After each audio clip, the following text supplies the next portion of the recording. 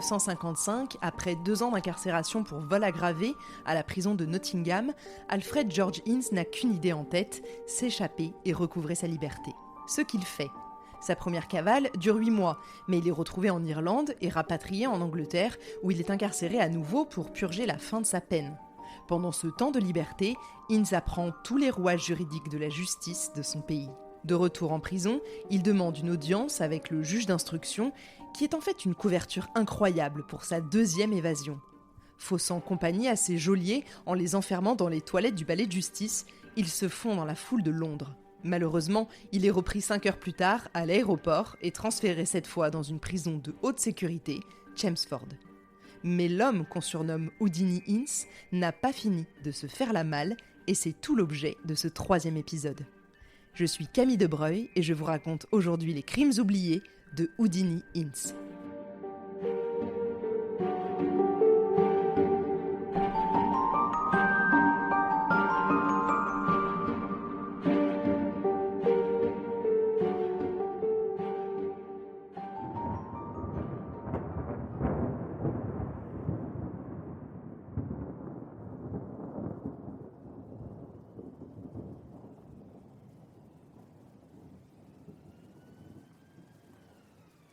« 1958, dans le nord de Londres.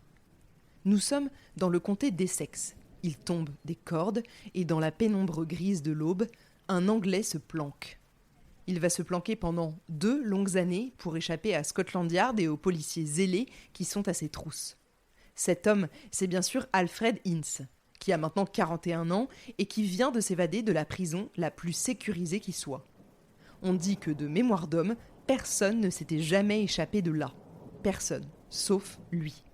Dans les archives, ça a été très difficile de trouver des éléments tangibles de son évasion de Chelmsford. Apparemment, rien de plus simple, il aurait, via un autre détenu, récupéré plusieurs clés volées à des gardiens, puis escaladé le mur d'enceinte. Comment a-t-il réussi à passer les barbelés et grimper là-haut ? L'histoire ne le dit pas, mais les faits sont là. Ince se retrouve encore une fois dehors. Cette fois, il est resté moins d'1 an sous les verrous, avant de trouver le moyen de fausser compagnie à l'administration pénitentiaire. Et si je vous demande où est-ce qu'il est allé se planquer, je suis certaine que vous vous en doutez. Non, je rigole même pas, le gars est retourné en Irlande. Je ne sais pas ce qu'il a avec ce pays, sûrement des connaissances et sûrement des gars de bonne famille bien sûr, parce qu'à chaque fois il y retourne alors qu'il est maintenant recherché par absolument toute l'Angleterre. Il est quand même ultra confiant sur le fait que l'Irlande puisse l'héberger comme ça clandestinement pendant de longs mois, voire des années dans son cas. On pourrait croire qu'arrivé sur place, il vit reclus dans un coin, prostré, la peur au ventre d'être repris par les autorités à ses trousses, mais pas du tout.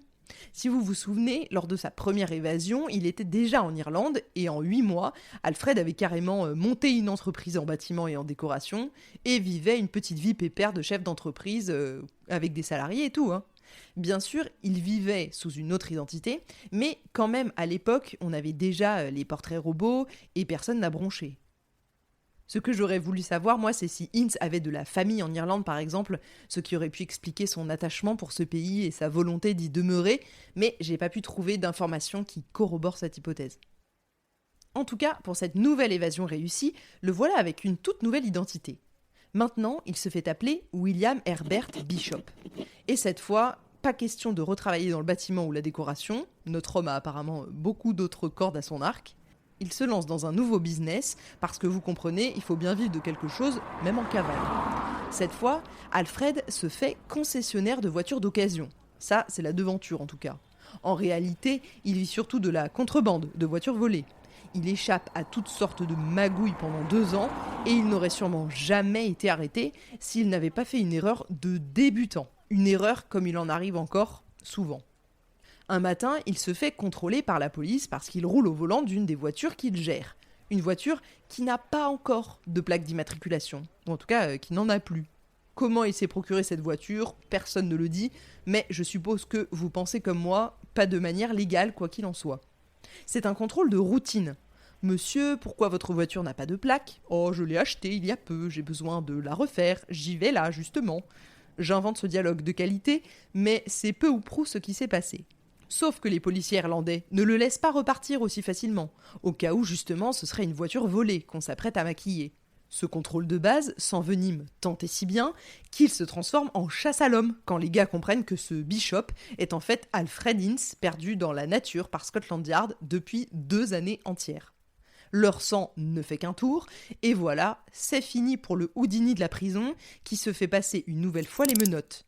Inutile de vous dire que cette fois les policiers les serrent bien fort. Comme ça, on a l'impression que l'affaire que je vous présente cette saison est anodine, même si un peu spectaculaire de temps en temps. Mais elle est en fait assez importante pour l'histoire juridique de l'Angleterre de ces années-là. L'histoire juridique, mais aussi médiatique, car en plus de faire un pied de nez à Scotland Yard, Ince le crie haut et fort à tous les médias qui veulent bien l'entendre.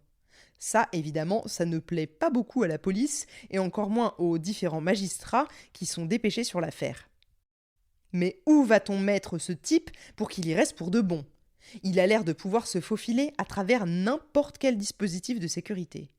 Alors, pour que ce soit vraiment très très compliqué de s'échapper, si jamais il y arrive, on l'enferme dans la prison de Parkhurst.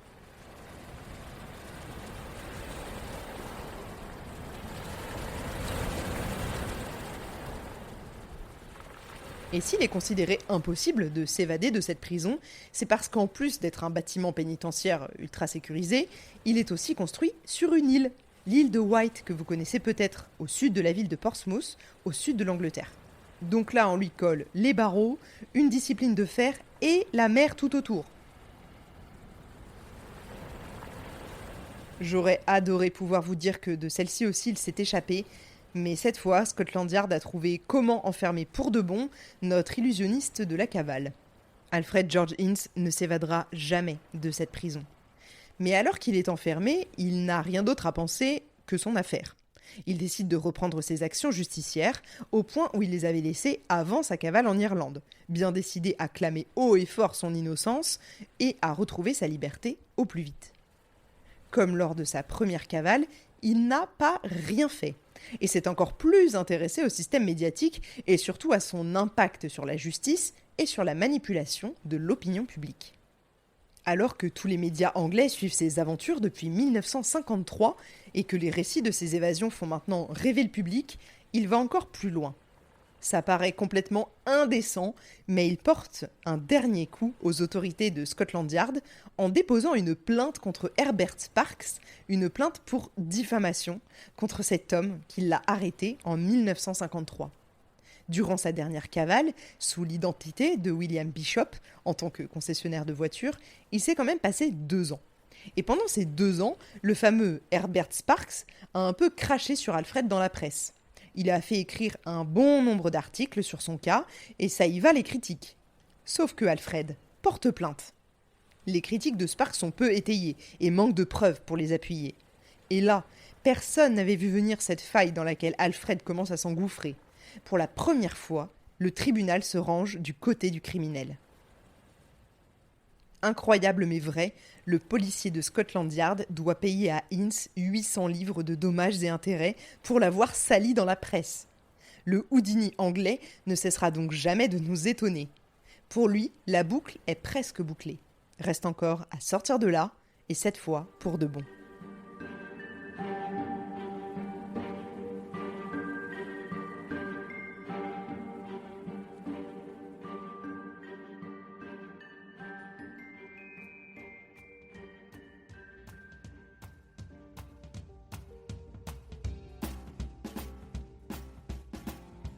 Dès sa dernière capture, il devient une véritable figure publique. La presse s'intéresse non seulement à son évasion, mais également à sa longue lutte pour prouver son innocence, à laquelle on commence un peu à croire. Une rumeur franco-anglaise dit que les Français sont toujours du côté des gangsters et les Anglais toujours du côté des autorités. Je sais pas si vous y croyez. En tout cas, l'histoire d'Alfred Ince est l'exception qui confirme la règle. Lorsqu'il est repris par la police et enfermé sur l'île de Wight, les Anglais sont déçus. Ils s'attendaient à mieux de la part de leur Houdini à eux. D'ailleurs, j'en profite pour vous glisser une anecdote, même si je dois vous avouer que j'ai quelques doutes quant à sa véracité. Il paraît qu'en 1935, avant la Seconde Guerre mondiale donc, Ince a rencontré le prince de Galles, qui visitait alors une usine de gramophones. Alfred, qui aurait été durant une brève période employé là-bas, lui aurait parlé et le prince lui aurait dit « Vous irez loin ». Le genre de phrase qu'un souverain balance à un jeune devant les journalistes pour faire bien. Avouez que si c'est vrai, la prophétie du prince s'est quand même vachement réalisée, même si les voyages de Hinz, au sens propre comme au sens figuré, ne l'ont sûrement pas mené dans la direction souhaitée par son souverain. Bref, en prison, Alfred rédige de nombreuses lettres ouvertes adressées à des journaux, mais aussi à des membres influents de la société britannique. Ces lettres exposent sa version des faits, bien sûr, ceux de 1953, et font état de l'injustice et de l'acharnement de la part du système judiciaire. Hinz se décrit comme une victime d'un système corrompu et abusif, emprisonné malgré son innocence qui n'est plus à prouver. C'est simple, pour lui, il n'y a aucune preuve de ce vol en 1953. Je vous rappelle qu'on n'a jamais retrouvé les bijoux. Le dossier est vide. Et la presse se fait volontiers l'écho de ces déclarations, ajoutant, vous l'aurez compris, à la complexité de son portrait public, entre fascination et débat moral. Après avoir vendu l'histoire de sa vie au journal News of the World pour la coquette somme de 40 000 $, Alfred continue de son côté d'éplucher les lois d'Angleterre pour réussir à en trouver une qui soit la faille et pour pouvoir sortir par la grande porte. Lila Stuckley, une femme qui est sa compagne officielle maintenant, est devenue en quelques mois une figure familière dans la vénérable salle de lecture du British Museum. Elle tente tous les jours, par tous les moyens, de prouver que toutes ces lois sont globalement trop floues et trop vieilles, pour la plupart datant de 1742. Pour garder enfermé son cher et tendre prestidigitateur de l'évasion, ça ne suffit pas. Lui a assez d'arguments pour tenir un siège au tribunal et se défendre. On lui reproche le vol aggravé, ok. Mais on lui reproche surtout ses multiples évasions. Mais voilà qu'un jour, il se rend compte qu'il a trouvé une énorme faille dans le système. S'échapper de prison n'est pas considéré comme un délit. Ce n'est donc pas recevable devant un tribunal. En 1960, il passe 3 heures à plaider sa propre cause devant la célèbre Chambre des Lords qui a accepté de l'écouter. Malgré sa prestation, malgré ses arguments, malgré toutes les failles du système législatif qu'il met en lumière, c'est trop à encaisser pour le gouvernement anglais, on le reconduit en prison pour y purger 6 ans supplémentaires. Mais tout en étant enfermé dans une cabine de toilette avant de retrouver l'île de Wight et la prison de Parkhurst, il dit au juge « Je ne resterai pas enfermé en prison. Ce sera très difficile pour moi de m'échapper à nouveau, mais je peux vous assurer que je vais le faire. » Très ironique quand on sait que quelques jours plus tard, les surveillants pénitentiaires se rendent compte qu'il a trafiqué la serrure de sa cellule pour pouvoir aller et venir à sa guise dans la prison.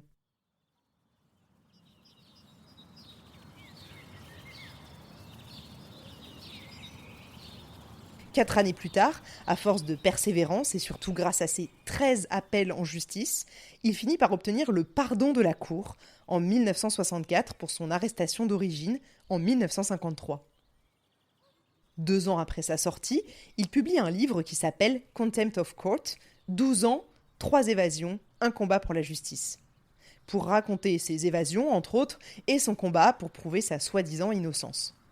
Il devient à cette époque une célébrité nationale et rentre même dans l'organisation prestigieuse de Mensa. Si vous ne connaissez pas Mensa, c'est une organisation internationale qui rassemble des personnes ayant un QI supérieur à 98% de la population. Et on y traite en débat de beaucoup de choses, philosophie, sciences, technologie, sociologie, etc. Quand je vous disais, et je pense que vous vous en rendez compte maintenant, que Hinz n'était vraiment pas le dernier des idiots. Autre anecdote qui vient ponctuer sa vie incroyablement riche en rebondissements. En 1967, quelques années après avoir été pardonné par la Cour, il est invité à débattre à l'École polytechnique. Aujourd'hui, elle est connue sous le nom d'Université de Westminster. Là, il est kidnappé par 6 étudiants pour une farce qui, si vous voulez mon avis, est quand même de très mauvais goût. Il est enfermé dans un sous-sol, mais trouve le moyen de s'échapper rapidement et enferme ses ravisseurs au passage. Les arroseurs arrosés, et Hinz prouve encore son penchant claustrophobe. Être enfermé, c'est décidément pas pour lui. L'affaire Alfred George Hinz est souvent mise en parallèle avec celle de Jack Sheppard, évadé 4 fois de prison en 1 an, 2 siècles auparavant. Sheppard est un cambrioleur hyper connu. Il fait ses petites affaires avec un certain Jonathan Wild. Shepard décide de faire cavalier seul, et Wilde retourne sa veste et se lance donc à la poursuite de son ancien camarade, se donnant pour mission de le mettre derrière les barreaux pour se venger. En février 1724, Shepard est pris une première fois et emprisonné à la prison St. Giles, dans Londres, dont il s'évade immédiatement.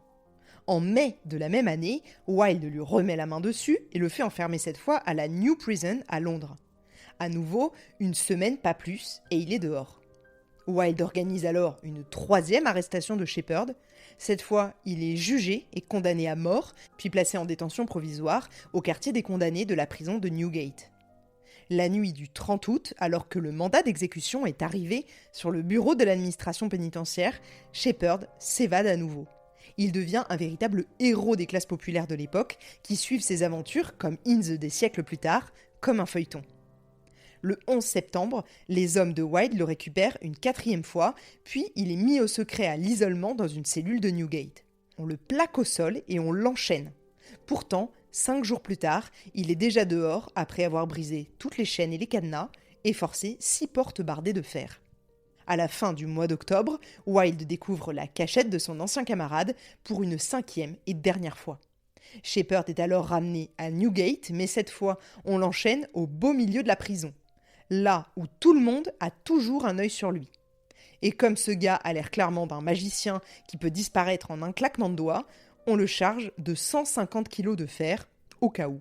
Et il reçoit beaucoup de visites, de curieux et de nobles surtout. Et les geôliers reçoivent même une commission sur le nombre de visites qu'il reçoit, tellement le gars est célèbre.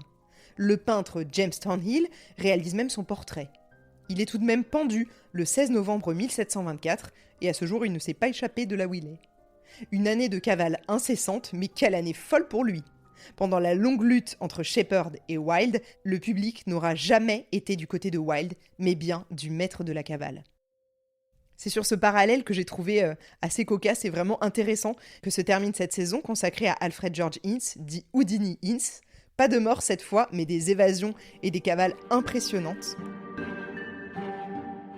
Son histoire a réellement fait bouger les lignes judiciaires en Angleterre, car Ince a derrière travaillé avec les services secrets pendant de nombreuses années pour tenter de combler les failles qu'il avait lui-même mis en lumière pendant ses nombreuses cavales. Jusqu'à sa mort en 1991, il est d'ailleurs souvent appelé à s'exprimer publiquement sur ses critiques des forces de l'ordre et du système judiciaire dans de nombreux journaux. Était-il vraiment innocent ?